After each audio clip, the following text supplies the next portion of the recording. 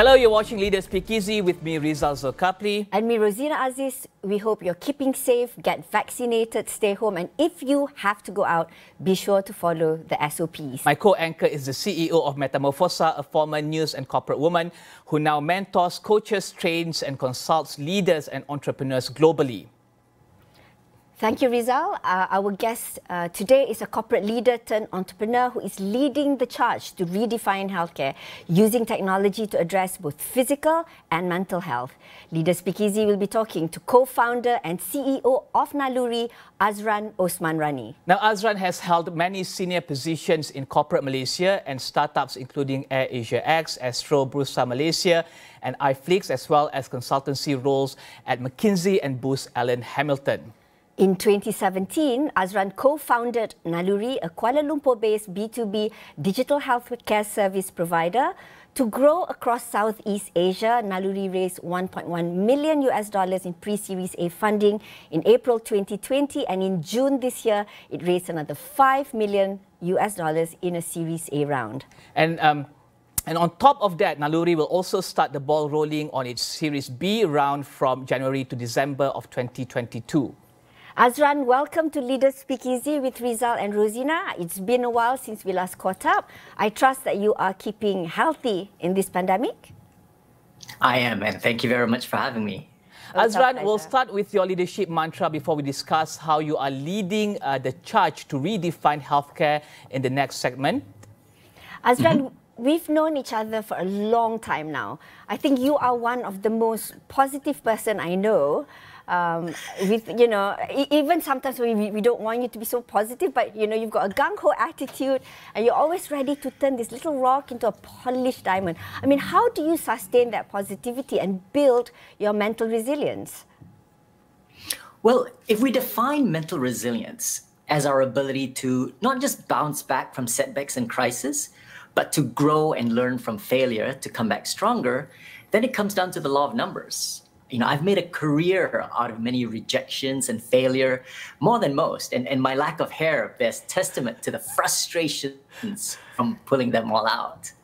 But I suppose as dreamers, right, rejections are fuel that fires up the determination further. And when I think back about this whole journey going through highly regulated and capital-intensive industries like building an airline from scratch, to the fast-moving internet technology space with iFlix and now building Naluri, I've taken a lot of notes and reflected from all those failures and frustrations and distilled them into 5 principles, right? For me, number 1, taking control, to realize that we can't control what happens to us, but we can choose how we respond to them.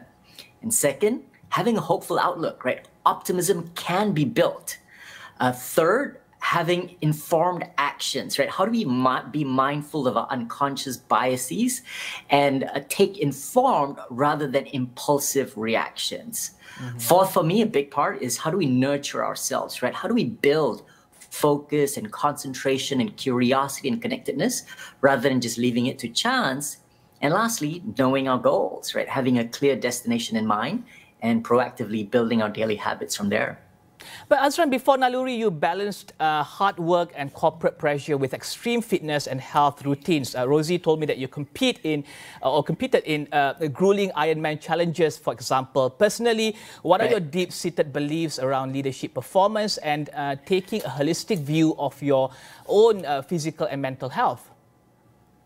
Okay, well, consider this interesting fact, right? When I complete an Ironman triathlon race, in that one day of swimming 4 kilometers and then cycling 180 kilometers and then running 42 kilometers, I will burn a staggering 6,000 calories. By the end of the day, I would have lost 2 to 3 kilograms of weight. But a world champion chess grandmaster that competes at the World Championship Chess Tournament also burns 6,000 calories, also loses 2 to 3 kilograms of weight. Now, clearly not from the physical activity of moving chess pieces around, but from the brain working really hard, thinking about multiple chess scenarios, 50 moves ahead. Because our brains represent only 2% of our body's weight, but it consumes over 20% of all the calories that we eat. And that's why when we're overwhelmed with stress and anxiety and depression, with all negative thoughts playing over and over in our heads, we become physically fatigued and tired. And over time, we even become sick with high blood pressure and diabetes and heart diseases.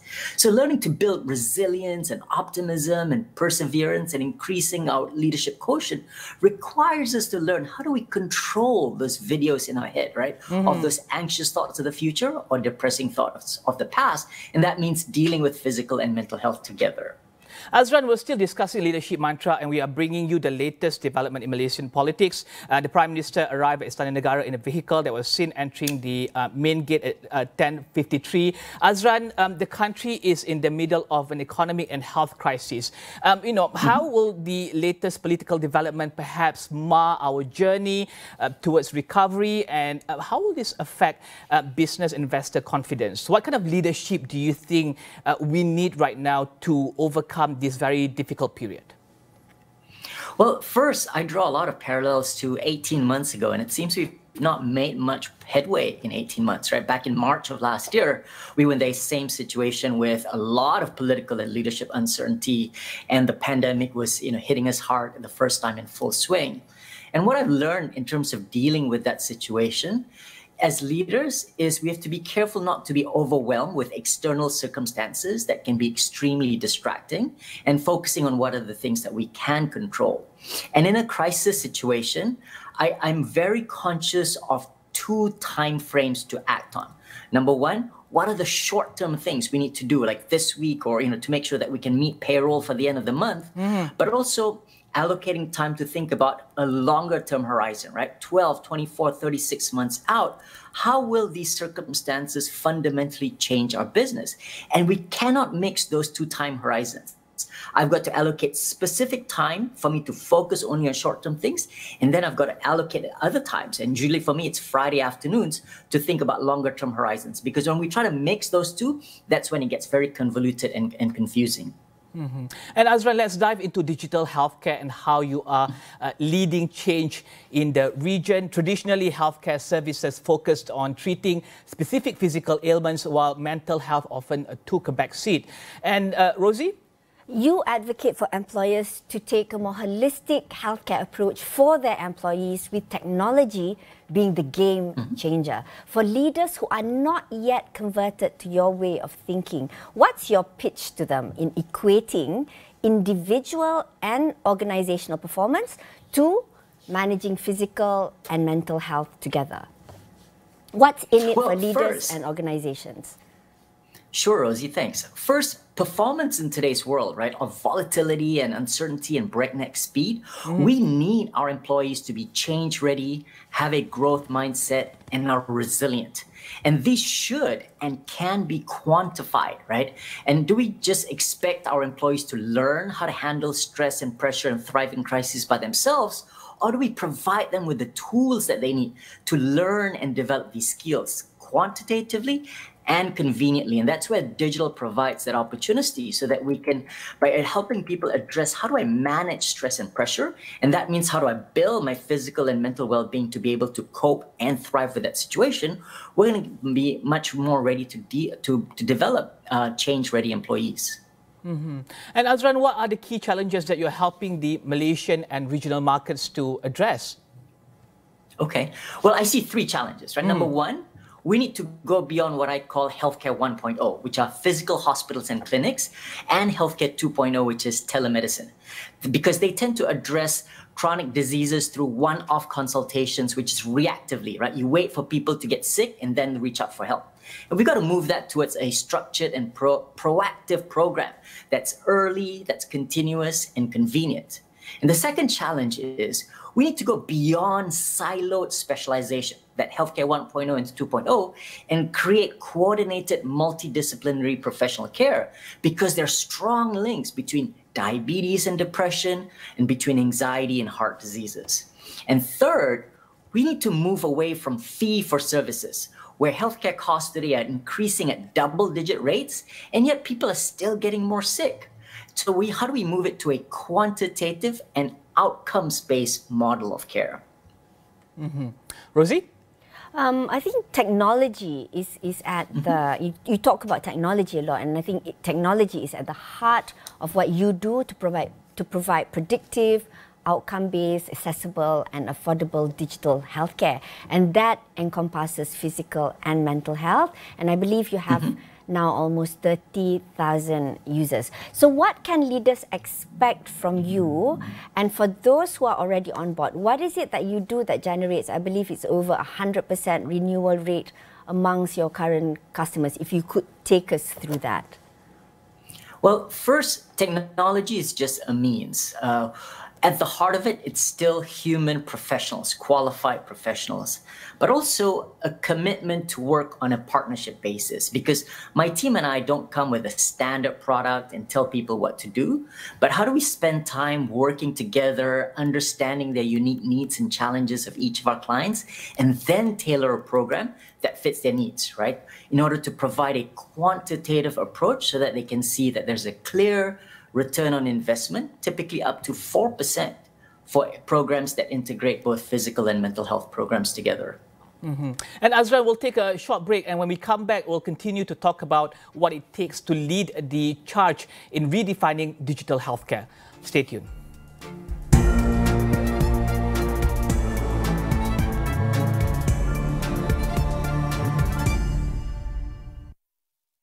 Ini Danny. Dia temui segala yang diperlukan di My Dunia. Ada pelbagai pilihan produk pada harga menarik. My Dunia memberikan anda terapi runcit yang terbaik di bawah satu bumbung. Dan semuanya 100% asli sama.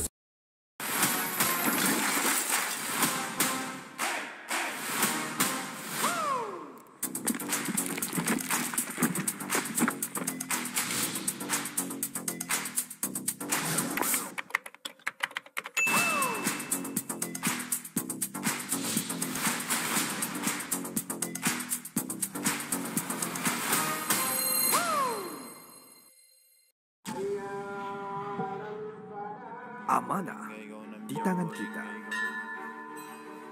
Adat, budaya dan semangat menjadi kesinambungan perpaduan tanah air yang tercinta. Berteraskan adab yang terpahat di jiwa dan raga. Marilah bersama.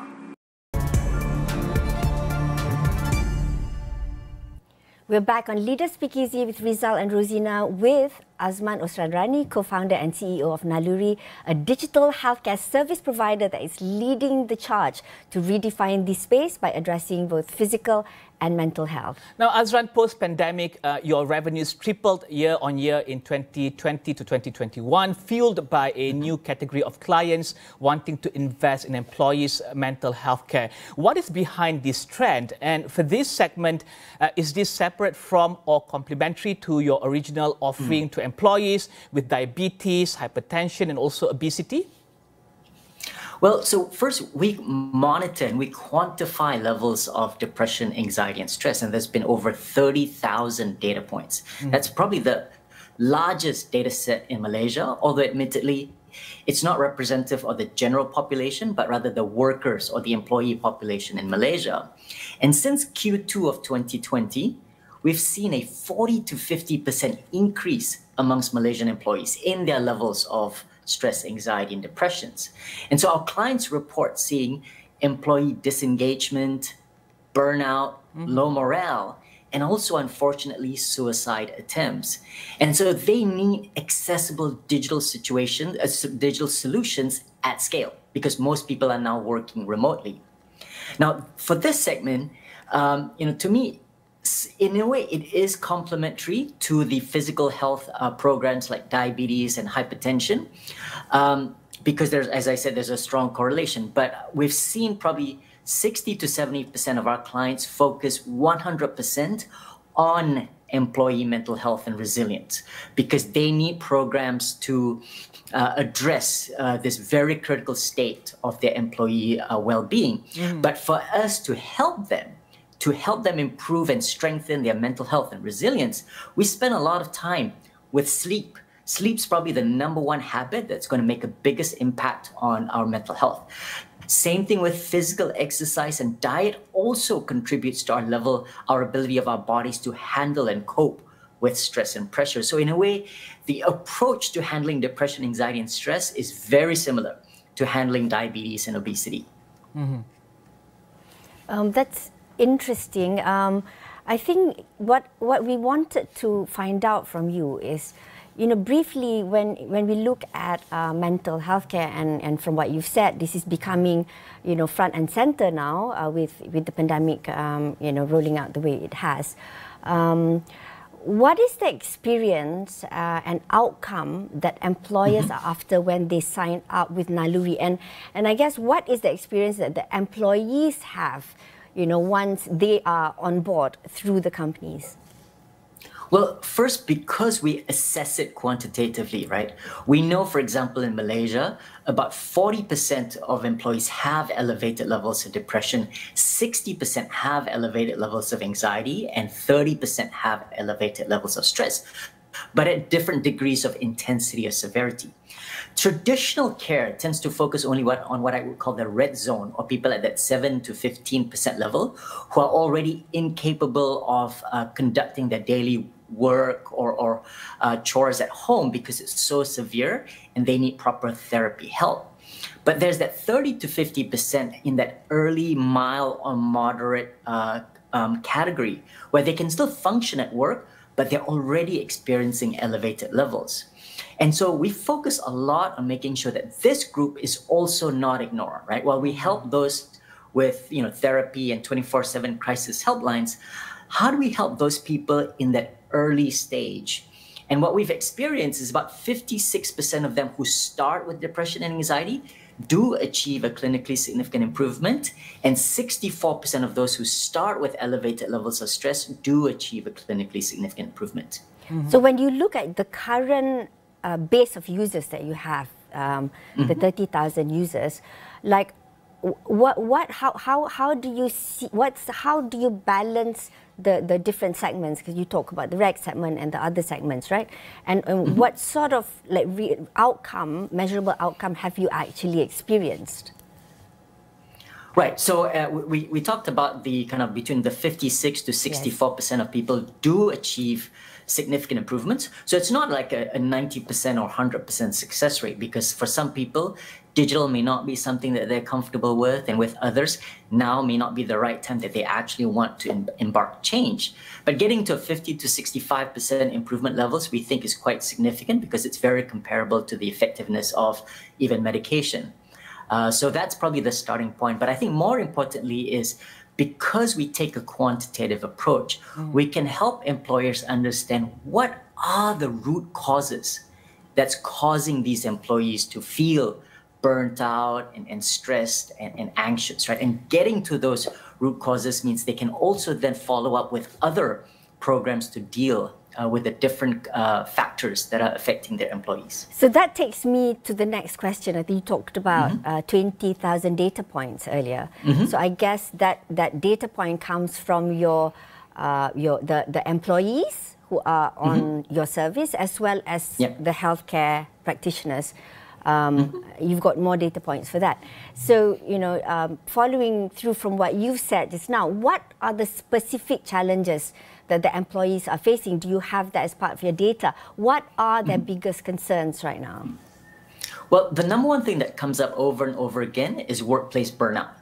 Working long hours as work and personal life gets blurred without boundaries, and also dealing with bosses or managers who use intimidation, directive and authoritative styles that paralyze their employees with fear.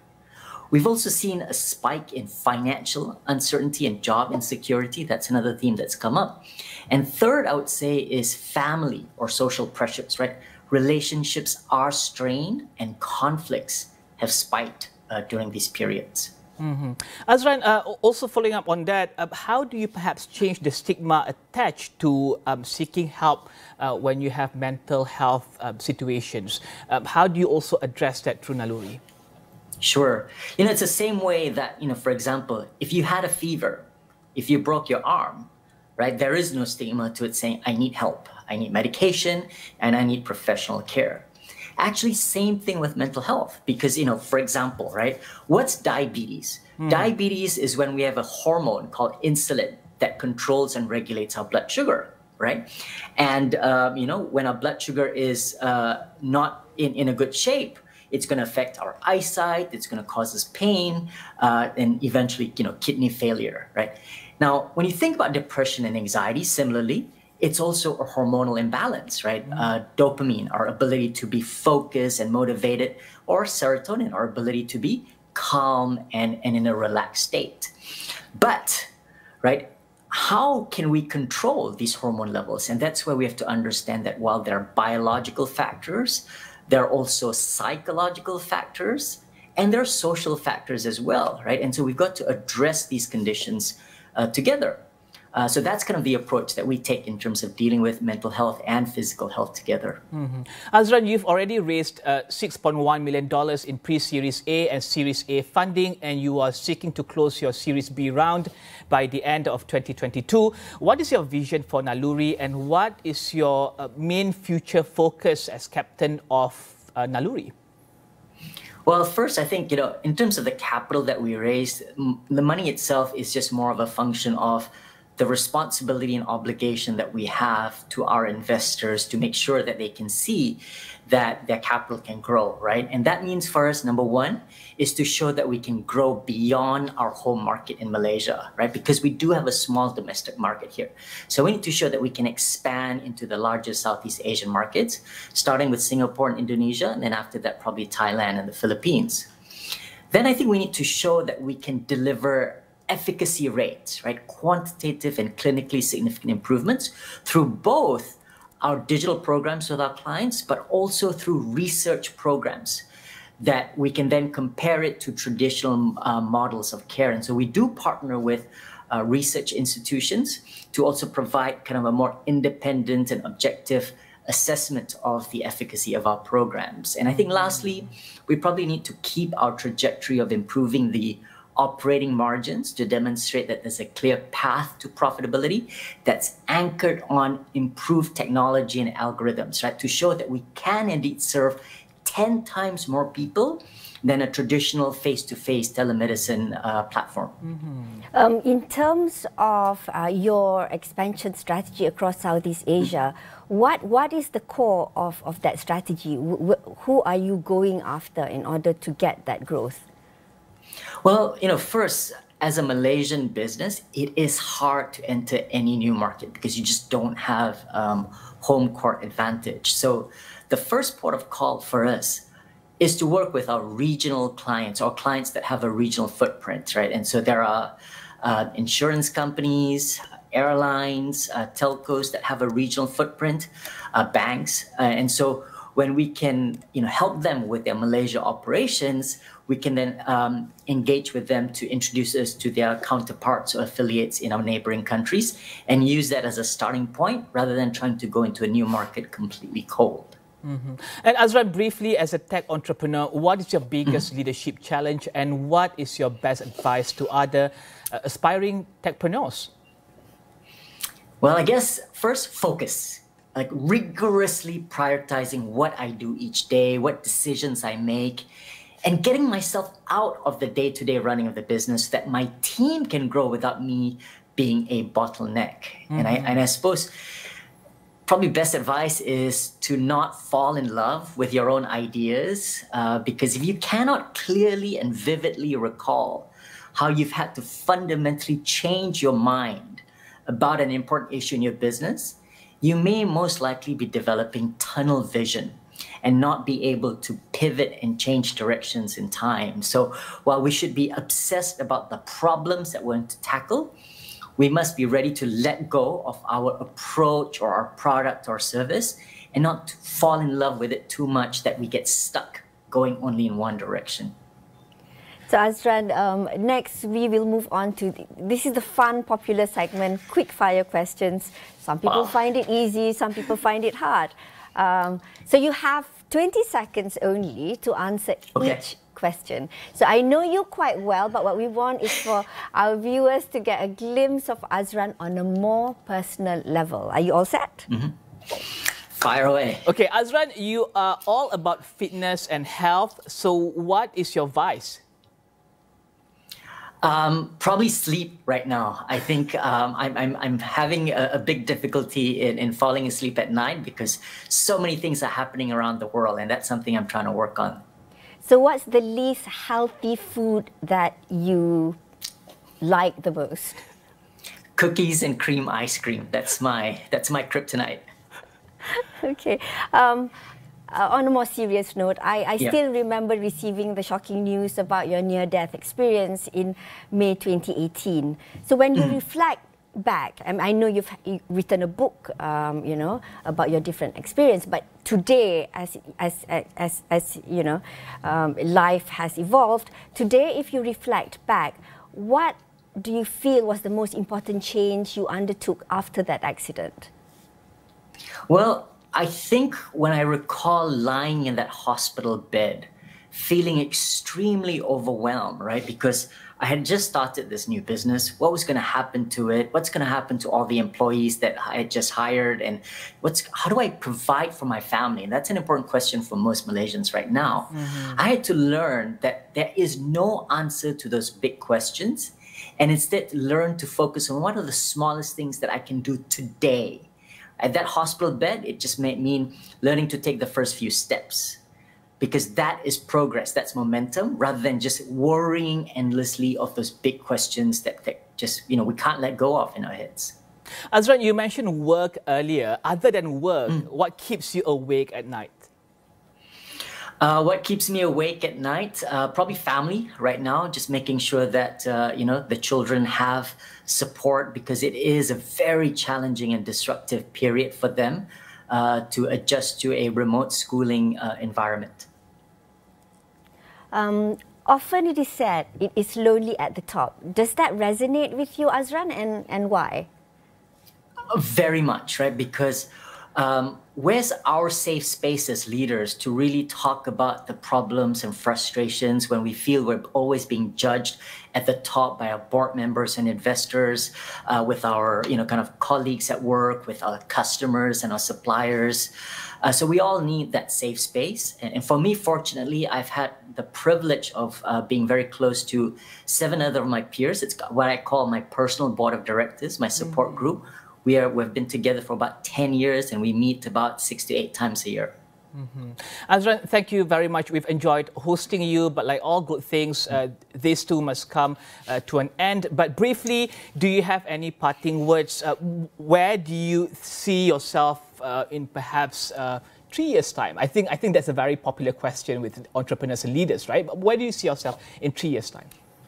Well, my biggest aspiration in 3 years' time is to have people in Naluri step up so that they can run and lead it in the front and center, and I can go on and hopefully help dozens more entrepreneurs kick off and get started, and business leaders to grow and thrive and achieve their potential. That would be very meaningful for me.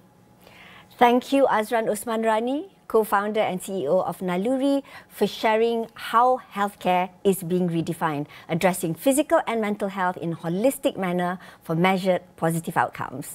And stay tuned and be sure to join us on Leaders Speakeasy with Rizal and Rozina on Astro AWANI Channel 501, our website, mobile app and social media for more conversations on leadership during this pandemic. I am Rizal Zulkifli. And I'm Rozina Aziz, wishing you good health and the very best in your career, business and future endeavours. Stay home, stay safe.